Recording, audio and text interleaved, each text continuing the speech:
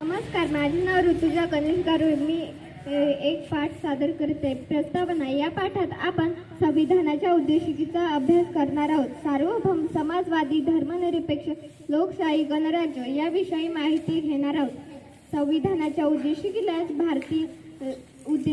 भारतीय संविधानाची प्रास्ताविका किंवा सरनामा असेही म्हटले जाते. संविधानाच्या उद्देशिकेची सुरुवात आम्ही भारताचे लोक या शब्दांनी होते. सार्वभौम राज्य. भारतावर बराच काळ ब्रिटिशांची राजवट होती. 15 ऑगस्ट 1947 रोजी ही राजवट संपली. आपला देश स्वतंत्र झाला. भारताला सार्वभौमत्व प्राप्त झाले. समाजवादी राज्य. समाजवादी राज्य म्हणजे असे राज्य जिथे गरीब श्रीमंत यांच्यात मोठी दरी नसते. देशाच्या संपत्तीवर सर्वांचा हक्क असतो. लोकशाही राज्य. धर्मनिरपेक्ष राज्य. उद्देशिकेने धर्मनिरपेक्षता हे आपले उद्दिष्ट असल्याचे सांगितले आहे. धर्मनिरपेक्ष राज्यात सर्व धर्मांना समान मानले जाते. लोकशाही राज्य. लोकशाहीत राज्यकारभारीची सत्ता लोकांच्या हाती असते. त्यांच्या इच्छेनुसार सरकार निर्णय घेते आणि धोरणे आखते. गणराज्य. आपल्या देशात लोकशाही बरोबर गणराज्य पद्धती आहेत. सर्व सार्वजनिक पदे लोकांकडून निवडून दिली जातात.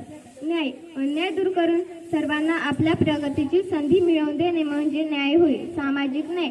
व्यक्तींमध्ये जात, धर्म, वंश, भाषा, प्रदेश, जन्मस्थान अथवा लिंग यांवर आधारित कोणताही भेदभाव करू नये. सर्वांचा दर्जा माणूस म्हणून सारखाच असतो. आर्थिक न्याय. भूक, उपासमार, कुपोषण या बाबी गरिबीमुळे किंवा दारिद्र्यामुळे निर्माण होतात. राजकीय न्याय. राज्यकारभारात भाग घेण्याचा सर्वांना समान हक्क असावा म्हणून आपण प्रौढ मतदान पद्धती स्वीकारली आहेत. वयाची 18 वर्ष पूर्ण करणाऱ्या नागरिकांना मत देण्याचा अधिकार आहे. स्वातंत्र्य. स्वातंत्र्य म्हणजे आपल्यावर जाचक योग्य निर्बंधन नसले. आपल्यातील क्षमतांचा विकास पोषक वातावरण असणे होय. समता. उद्देशिकेने भारतीय नागरिकांना दर्जा आणि संधी या बाबतीत समतेची हमी दिली आहे. बंधुता.